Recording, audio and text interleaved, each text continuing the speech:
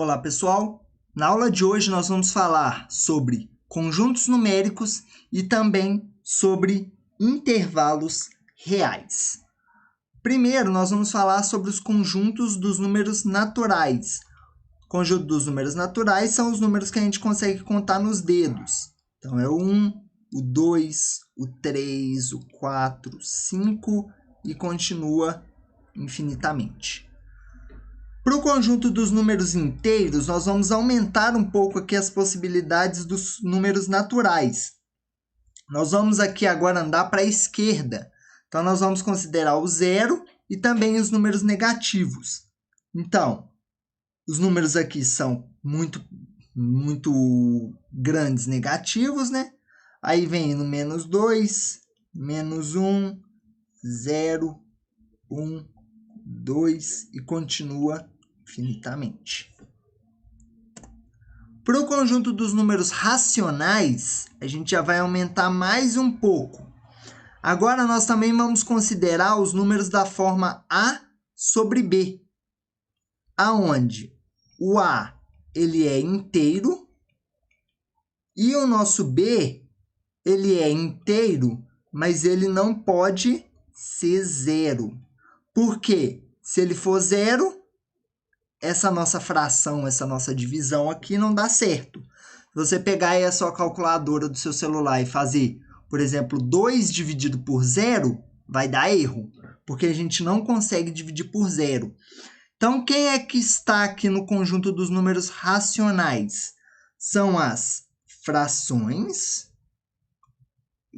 São as frações e são as dízimas periódicas. Também os números decimais finitos. Dízimas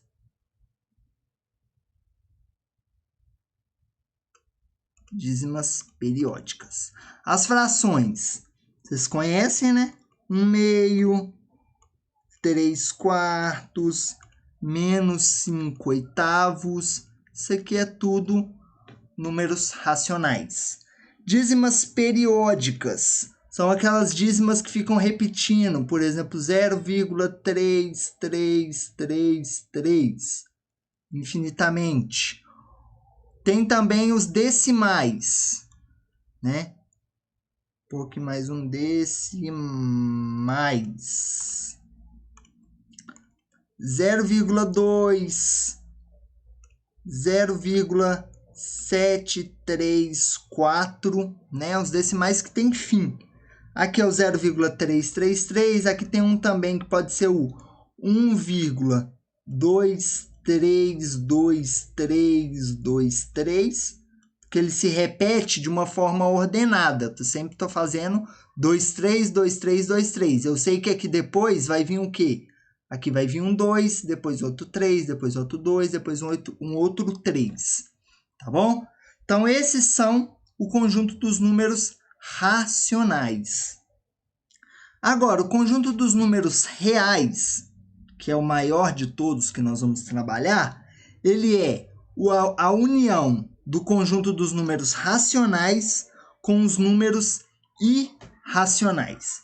Então, nós vamos contar com os números Q, todos os racionais, mais as dízimas não periódicas. As dízimas não periódicas. O que quer dizer uma dízima não periódica? É que você não sabe qual que é o número que vai vir depois. Por exemplo, o mais importante de todos, né, o número π. Já viram o número π? Deixa eu escrever de novo aqui, porque ficou muito mal escrito, para vocês entenderem. O mais importante, mais conhecido, né, dos números irracionais é o número π. Ele é 3,14159. Ele continua aqui infinitamente, do mesmo jeito aqui da dízima periódica, só que aqui você não sabe qual que é o próximo que vai vir. né? Você não sabe afirmar qual que é o próximo que vai vir aqui. Então, ele é uma forma desordenada, digamos assim. Então, esses são os números irracionais, tá bom? O número, por exemplo, 1,37528 é um número irracional. Você não sabe qual que é o próximo número que vai vir aqui, tá bom? Então, esse é o conjunto dos números reais. E o conjunto dos números reais, nós conseguimos colocar ele, por exemplo, na reta, né? Nós podemos representar os números reais numa reta. Se eu desenho uma reta aqui, eu dou uma orientação de crescimento para ela e eu marco meu zero, eu consigo marcar os pontos aonde eu quiser. Por exemplo, se eu dividir aqui e colocar uma escala, aqui onde cada um vale 1, eu consigo marcar os números inteiros, que é só eu marcar em cima dos risquinhos. Consigo marcar os decimais, né, que é aqui nos meios aqui. Então, eu consigo marcar todos os números. Agora, nós vamos aprender um pouco sobre esses intervalos e a forma da gente escrever esses intervalos. O primeiro deles é o intervalo aberto. Para o intervalo aberto, a gente sempre vai utilizar a bolinha aberta. E o que quer dizer um intervalo ser aberto? Quer dizer que eu não estou contando com esse número, quer dizer que tem um buraco nesse número. Eu posso escrever ele com o colchete ao contrário, ou então, escrevendo na notação de conjunto, eu escrevo menor. Quer dizer que eu não estou contando com os extremos do intervalo.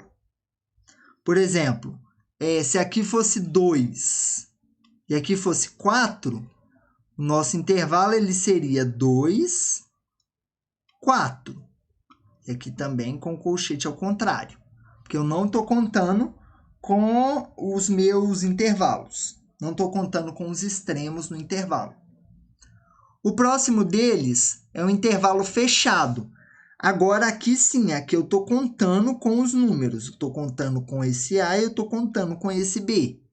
Então, ele fica com o colchete, com o colchete virado, né? O colchete na direção certa das letras e dos números. E aí, na notação de conjunto, a gente considera o maior ou igual aqui. Maior ou igual, menor ou igual. Tá bom? Quer dizer que ele está lá dentro. Se aqui fosse o menos 2 e aqui o 4, aqui seria menos 2, 4. Tá bom?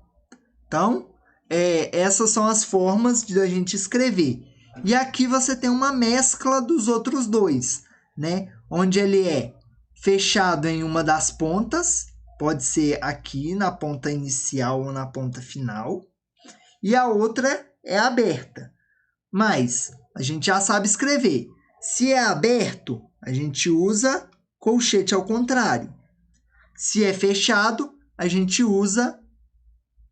Se é fechado, a gente usa o colchete certo. Então, aqui, no nosso caso aqui, ó, por exemplo, aqui a gente coloca, já está até escrito ali, né? O A do lado certo e o B do outro lado. Tá bom? E do lado de cá vai ser ao contrário, né? O A tá do outro lado e o B, colchete do lado certo. Ok? E aí você tem também...